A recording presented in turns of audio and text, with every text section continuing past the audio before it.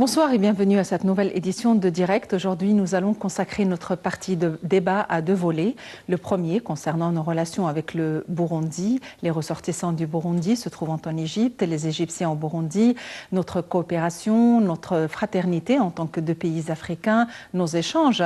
Et le deuxième volet sera consacré au tourisme à partir de différents volets, dont l'initiative lancée par l'Égypte selon laquelle nous tentons d'attirer 12 millions de touristes au prochain délai, dans un délai très proche. Et donc, nous aurons le plaisir d'avoir avec nous M. Adel Zaki, membre de la Chambre du tourisme.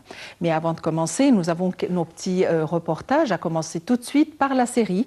Et il faut savoir que ce qui est important, c'est que le groupe rebelle Ahrar Hashem refuse de se rendre à Astana. Un important groupe rebelle syrien, Ahrar Hashem, a annoncé mercredi son refus de participer aux négociations avec le régime prévu à partir du 23 janvier à Astana, au Kazakhstan. Dans un communiqué, Ahrar Hashem a expliqué son refus, a justifié son refus par le non-respect du cessez-le-feu en vigueur en Syrie, ainsi que par la poursuite des raids de l'aviation russe alliée du régime dans le pays. Plus d'éclaircissements dans ce compte rendu.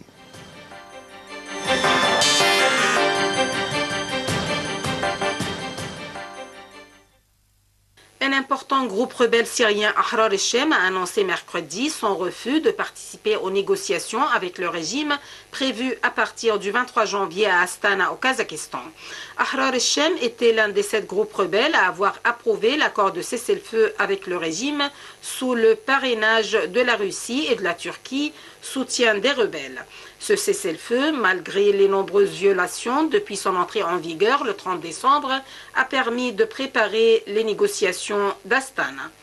La principale violation, selon ce groupe rebelle, a été commise par le régime dans la localité de Wadi Barad, qui abrite la principale structure d'alimentation en eau de Damas. Celle-ci a été endommagée par les combats entraînant d'importantes pénuries d'eau depuis le 22 décembre dans la capitale syrienne. Les troupes du régime mènent actuellement une offensive pour déloger les rebelles de Wadi Barad, à 15 km de Damas, et reprendre le contrôle des principales sources d'approvisionnement.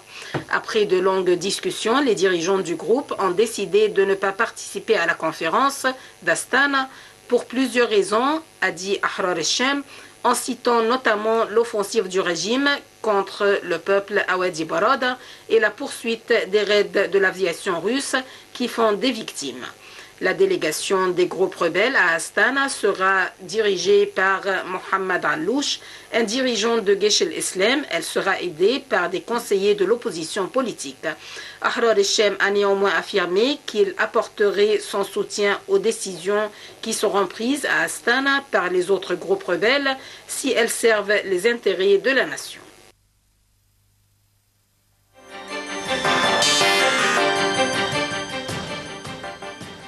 Le Mali est près de 60 morts dans un attentat contre les groupes signataires de l'accord de paix. Un attentat suicide, malheureusement, visant des combattants de groupes armés signataires de l'accord de paix au Mali, qui a fait près de 60 morts mercredi à Gao, principale ville du nord du pays, a été revendiqué par Al-Qaïda au Maghreb islamique AQMI. Plus d'éclaircissements dans ce compte rendu.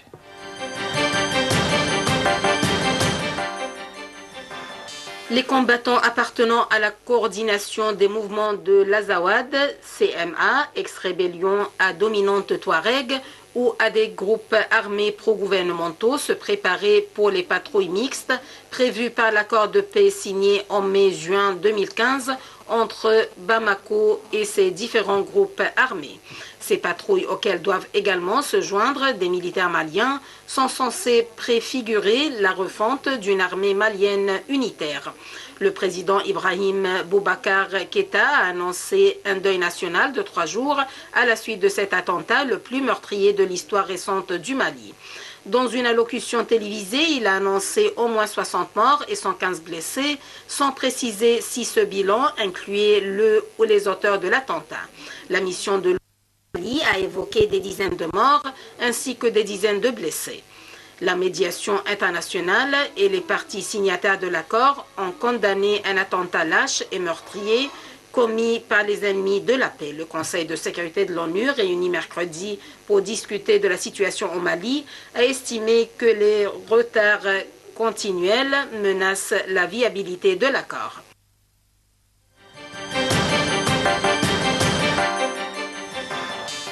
L'ambassade d'Égypte au Burundi a fêté le jeudi 8 décembre 2016 le 52e anniversaire de sa coopération avec le Burundi. Selon Madame l'ambassadeur d'Égypte au Burundi, Madame Abir Arafaradouane, l'ambassade d'Égypte a été la première ambassade africaine à s'installer au Burundi en 1964. Plus d'éclaircissements avant de retrouver son Excellence, Monsieur l'ambassadeur Al-Hadji Selimani Moussa, ambassadeur du Burundi en Égypte.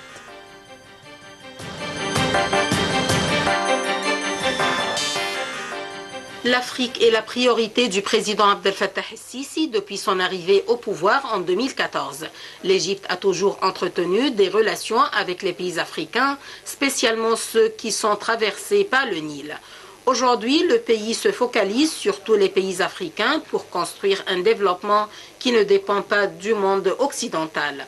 Les autorités de l'Égypte et du Burundi ont effectué des visites réciproques en 2008, l'un comme chef de l'État et l'autre comme responsable militaire.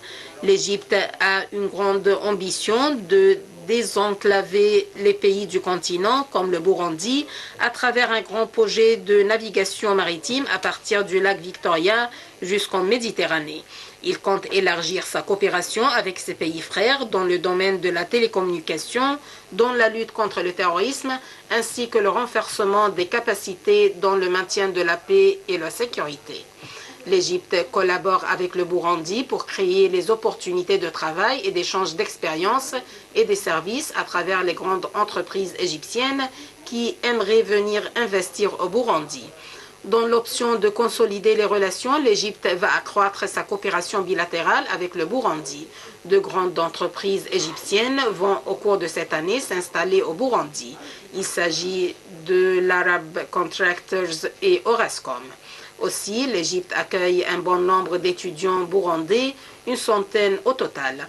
Ils sont répartis dans différentes universités, dans les facultés de médecine, des sciences, de l'éducation et dans l'Institut d'El Azhar.